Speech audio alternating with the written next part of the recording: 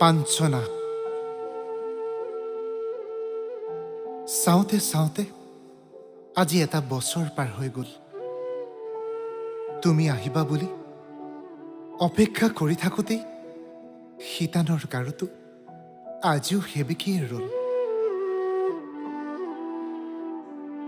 তোমাৰ অবিহনে জীয়াই থকাটো মোৰ বাবে বৰ কষ্টকৰ পাঞ্চনা।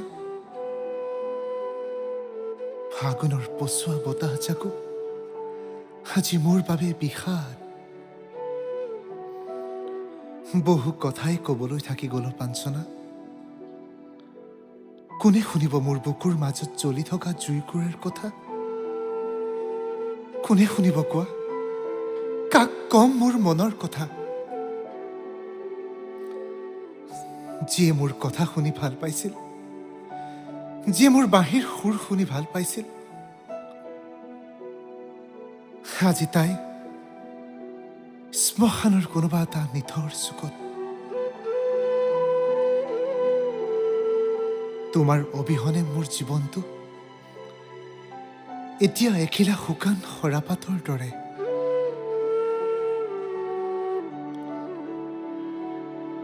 তোমাৰ মনত আছেনে পাঞ্চনা, আমাৰ সেই প্ৰথম লগ পোৱাৰ কাহিনী?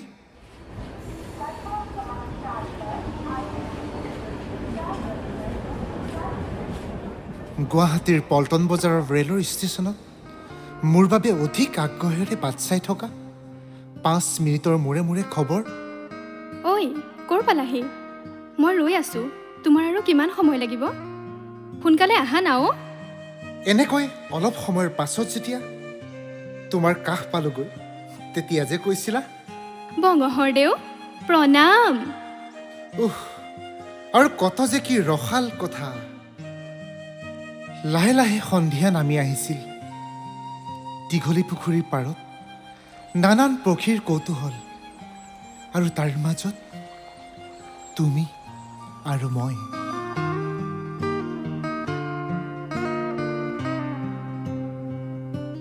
কিমান যে মিঠা মিঠা কথা। কৃষ্ণচূড়া গছৰ তলত আমি দুয়ো হাতত হাত থৈ সপোন যে ৰচিছিলো, আমাৰ এখন ঘৰ হ'ব, তাত থাকিব অলেখ সপোন, অলেখ মৰম আৰু অলেখ সজুত ভাল পোৱা।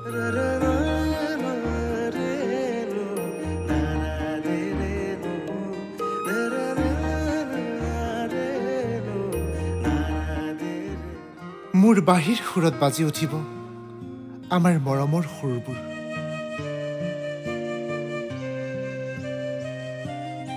তুমি যে তেতিয়া কৈছিলা, বৰ বেছি সপোন নৰচিবা, সময়ৰ সোঁতে কাক কলৈ উটুৱাই নিয়ে তুমি জানো জানা? আজি মই তোমাৰ কাষত আছোঁ। যদি কাইলৈ মই তোমাৰ কাষৰ পৰা নোহোৱা হৈ যাওঁ, তেতিয়া তোমাৰ বহুত কষ্ট হ'ব, নহয়নে?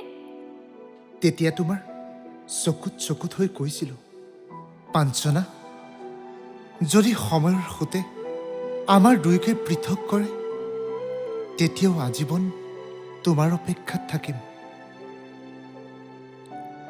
আৰু সেই অপেক্ষা আজিও অপেক্ষা হৈ ৰ'ল।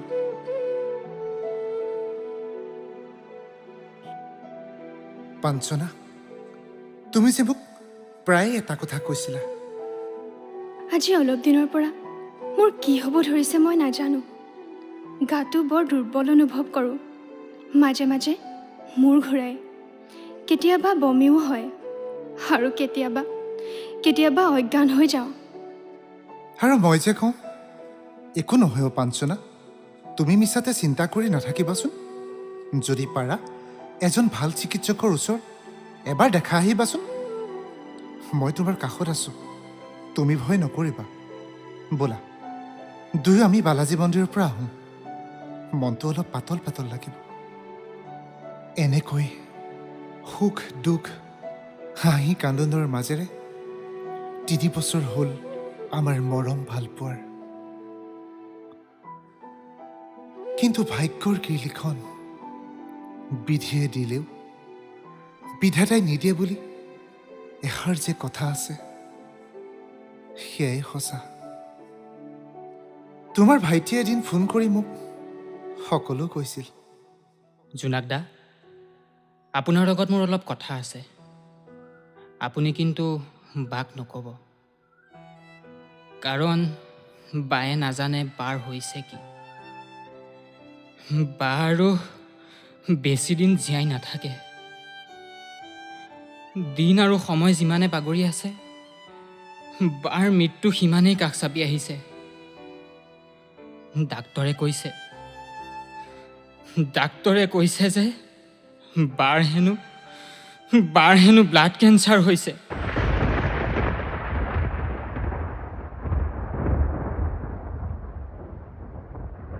যদি পাৰে এবাৰ বাক চাই যাবহি। মই জানো আপুনি বহুত চিন্তাত আছে। আজি 10-15 দিন বাৰ লগত যোগাযোগ কৰিব নোৱাৰি। সেয়েহে আপোনাক খবৰটো দিলোঁ। খবৰটো পাই মোৰ হৃদয়খন ভাগি গৈছিল পাঞ্চনা। যিদিনা গম পাইছিলোঁ তুমি মোক এৰি থৈ বহু দূৰলৈ গুচি যাবা বুলি, সেই দিনাৰে পৰা তোমাক আৰু বৰ বেছি মৰম কৰিছিলোঁ। আৰু এদিন মোক অকলে এৰি থৈ তুমি চিৰদিনৰ বাবে গুচি গ'লা। আৰু তেতিয়াৰে পৰা তোমাৰ সেই ভাল লগা বাঁহীৰ সুৰবোৰ আজি কৰুণ সুৰ হৈ পৰিল। হঠাতে অহা বলিয়া ধুমুহা বতাহজাকে মোক তোমাৰ পৰা বহু দূৰলৈ লৈ গ'ল পাঞ্চনা। চাওঁ বুলিও চাব নোৱাৰো তোমাক, যাওঁ বুলিও যাব নোৱাৰো। এতিয়া যে তুমি মোৰ পৰা বহু দূৰত।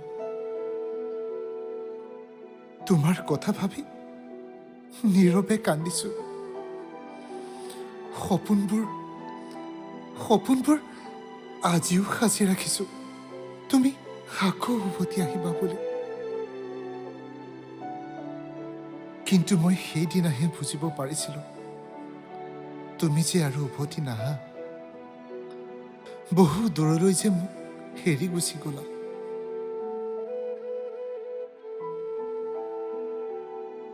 তথাপিতো মোৰ দুবাহুৰ মাজত সদায় এটা নামেই জিলিকি থাকিব, সেয়াই হ'ল পাঞ্চনা। পাঞ্চনা।